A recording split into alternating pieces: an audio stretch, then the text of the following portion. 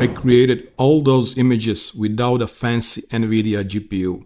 Just my regular laptop, a CPU, and a completely offline. Well, most people think you need an expensive gaming PC to run Stable Diffusion or any other model, but that's not true. In this video, I'll show you exactly how I install it locally, step by step, and how you can start creating your own AI art without spending thousands or even needing an internet connection. So let's start. If you're installing on Windows, you'll need 4 different things, but basically the procedure is very similar for all operating systems. I'll leave the steps and description down below. So you need Git for Windows, you need .NET SDK for Windows, you need Python, and you'll need SwarmUI. The installation procedure is relatively simple, so let's start with the first part. So you need to download Git for Windows and then install it using default installation without any specific configurations. So just click next until the end and then wait for the installation to finish. It will last a couple of minutes. Then you need to download .NET SDK and install by default. After that, download Python. Then click on install, then click on customize installation and also add Python exe to path. Leave those here by default. Click next. Also those leave here by default. And then you can click install. Wait for installation to finish, then click disable path length limit, and that's it. Then create a folder in C drive that you can call, for example, AI. After that, in that folder, you can create, for example, the folder empty swarm AI. Then go to GitHub, scroll down, click on download Windows Bat installer, then copy and paste that installer to a newly created folder, and then click on install Windows. Run. Now this will take some couple of minutes. After this is finished, then you simply click here next. Then since we don't have either NVIDIA or AMD, it doesn't matter. Here just click no, as we will be using solely CPU for image generation in our case. If you have NVIDIA, of course, click on NVIDIA. Next, and then choose install path. Just click just install. Yes, I'm sure, install now. And then this will take around 10 to 20 minutes because you need to download many different things.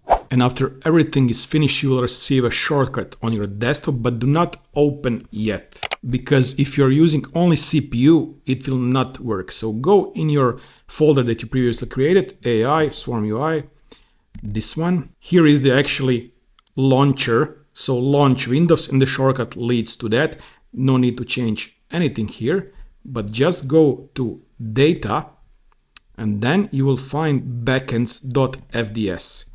Right click on it, add it in Notepad, and then you will need to change 2 parameters if you are using only CPU. So here in extra args, just add --CPU. This will force the tool to open in only CPU mode because we don't have a GPU. And then here down on GPU ID, add -1. This will also force to launch in the CPU mode. You can then close this one up.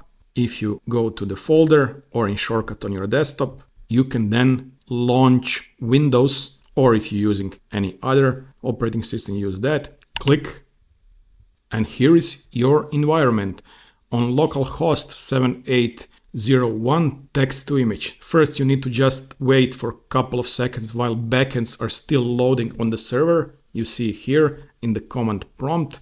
This will finish in 20 to 30 seconds, and then you can start generating images as you would in any online program. So let me first give you an overview of the environment, and then we'll go and generate several images. Here on the left side, you can have different core parameters. For example, how many images to create at once, how many steps. So the more steps, the more quality of image, but it depends on the model, and many different things which are not go into details because they are not so important. What is important is the resolution. So when you download a model, you need to have similar resolution to the model. Otherwise, you will have very gibberish images, for example, like I did at the beginning. You see this? So this was kind of a very nonsensical images because I used the wrong resolution. So be aware of that. So for the models, at the beginning, you will receive this model. This is Stable Diffusion XL 1.0 base, and it uses this resolution here. Then I added additional models. There are hundreds and thousands of models online. You can add additional ones. So I added Stable Diffusion 1.5. Then I added Turbo Vision XL, and I also added Realistic Vision V6 B1, which is pretty good. Basically, you can add all of those models very easily. So if you go, for example, to the website civitai.com, you have many models here. I'm, for example, using this one. If you click on models, you see so many different ones that you can import into your tool. For example, if you click on this model here, so basically those are the training models that some people or organizations created. Then just download the model, go back to the Explorer, to your folder, SwarmUI, then click on models, then you see Stable Diffusion, LoRa, many different things. Hereby I'm using Stable Diffusion, on Stable Diffusion here, and then paste the model here. Those models are several gigabytes large, save tensor file, and after you paste them here, just reload the image generator once again, restart it, and you will see all of those models here when you can choose from them. For example, here click and then load now, and you will have your model there. And whenever you prompt something here, it will create with that model. You see, I created this with Realistic Vision. Then I created this image with official Stable Diffusion Turbo Vision. So, it depends what you like and how you preset everything, and, play with it to find the best things. So basically this is it. I don't want to bother you anymore with the details because there are so many different things here. Now what we can just do is type your prompt and images will be created. So let's try that. So let's reuse some of the prompts, for example, that I already have here. If you click on the image, you will see the prompt here.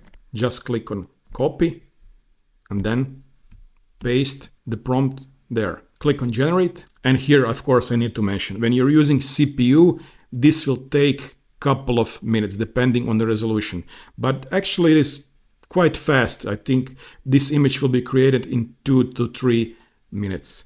So you see it already started doing something, and in a couple of minutes we will have the full image. So let's speed that up. And here is the image, and it looks pretty good. Let's look at it full screen. Yeah, the clown looks very realistic and nice.